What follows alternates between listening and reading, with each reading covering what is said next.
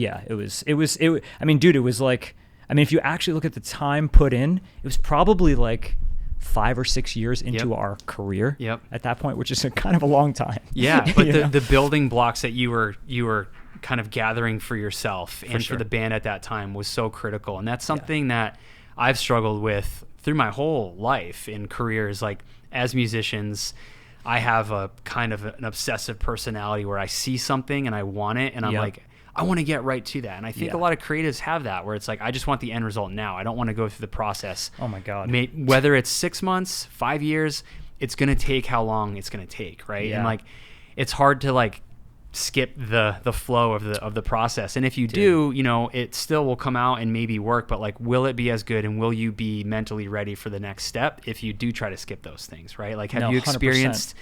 Any like hindsight stuff like that at all? Dude, if I didn't have 10 plus years of being in Monty RI, there's no way I would be right for 30 Seconds to Mars. Yeah. And I talk about this all the time. If I go do like a college talk or something, I bring this up all the time, because it's like, and we don't have to get to this now, but like, you know, the quote unquote, like the failures of our careers. Yeah. Like, you could look at Monty RI as a failure in one. I look at it as a success. Some people might go, oh, you know, I understand why. Like, it didn't end up working out, but it provided me all these tools and all this, like, just all this information and the way to talk to people and the way to approach things. And then, you know, walking into 30 Seconds, it was literally the perfect, like, setup for it. And if I didn't have that, there's no way I would be doing this. It's just wouldn't happen. 100%. And I think that's the do or die of, like, people have that mentality, and I certainly do and have had it. And it's heartbreaking where it's like,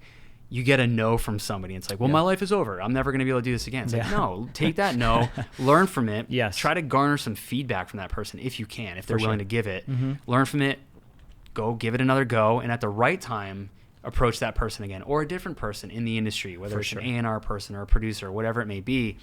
And yeah, from a fan's point of view, you know, Monty was a huge success. Everything you guys did was like the creativity, awesome. the like the musicianship, the showmanship that went into it. Your shows were always incredible. Even as a kid, like seeing you guys in like 2000, it's just like, this to me, you know, I was a young kid from, you know, a small town, so going to shows.